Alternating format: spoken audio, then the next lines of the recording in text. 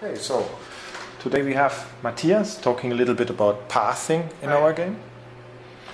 And if I see this correctly, this is already the visualization of a flight path. Yep. Yeah, it's just the spline that this ship is flying on. I'm just rendering it for debugging purposes. Of course, you will not see that in the game. Yeah, the big ships and many of our smaller ships use a pre-calculated path, so we don't do many iterative calculations to save on performance, basically.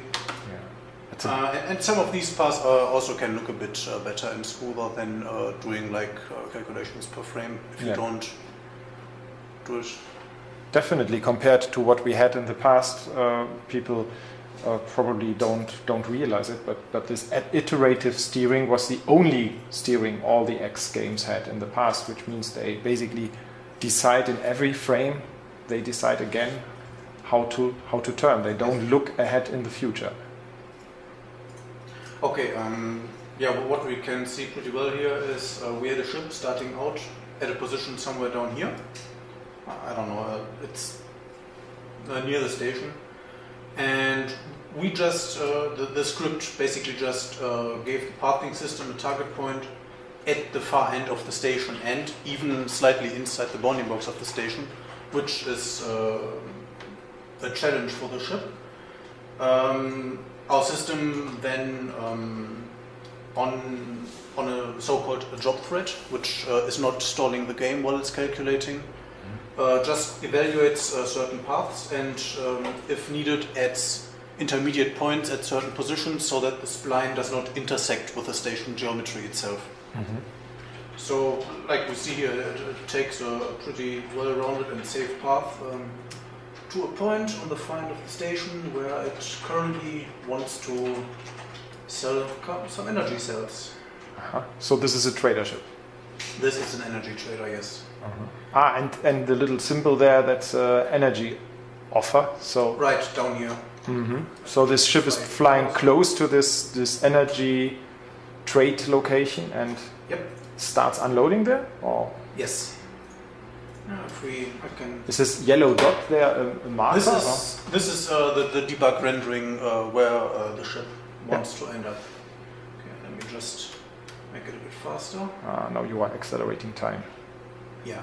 But this is not the game feature, we have to point that out. This is not possible in normal game. Now it's just strafing a bit closer, so that the small ships don't have to fly as far.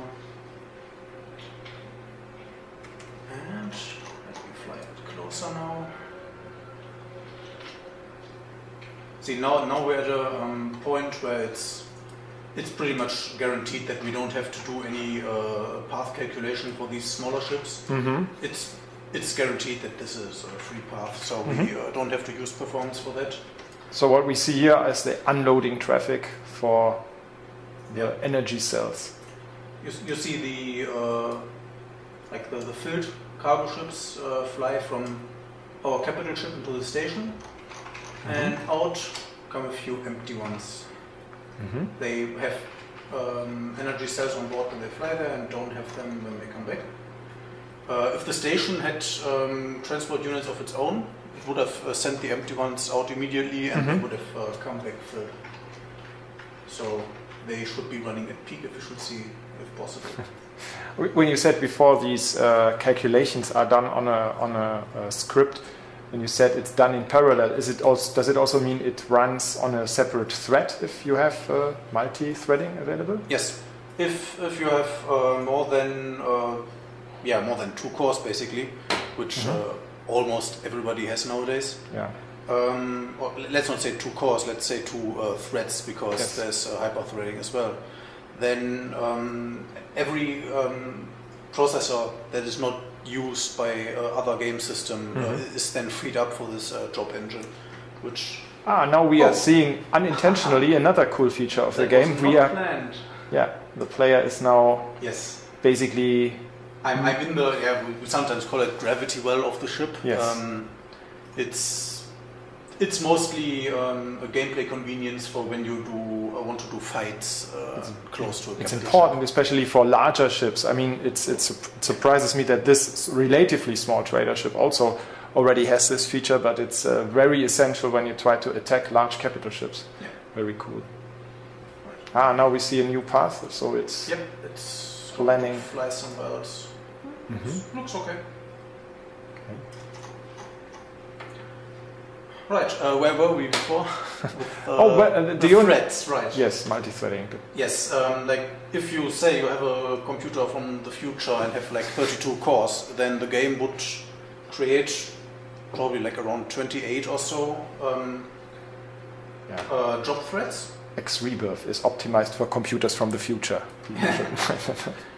Hopefully not just. Hopefully you don't need one, but like many things will scale well. Yeah. It's not only the pathing calculations that would benefit from that, but mostly like loading of things and uncompressing the loaded data like meshes and textures into memory. That is also done on these job threads. So the more cores you have, theoretically, the faster you will see stuff appear on screen. I think that's one of the things we will talk about in another video, is the asynchronous loading, which is helping everywhere, but it's a different topic. Okay, yeah, that was a capital ship flying to a position, which is basically just avoiding like the big shape of the station. It's not actually able to like maneuver through tight spots. It wouldn't make sense for such a large ship, but it's important to, or it's worth noticing, because this wasn't possible at all in the past. Yeah. Capital ships would, in all of the X games in the past, the capital ship would just fly a huge circle around the station just to avoid it.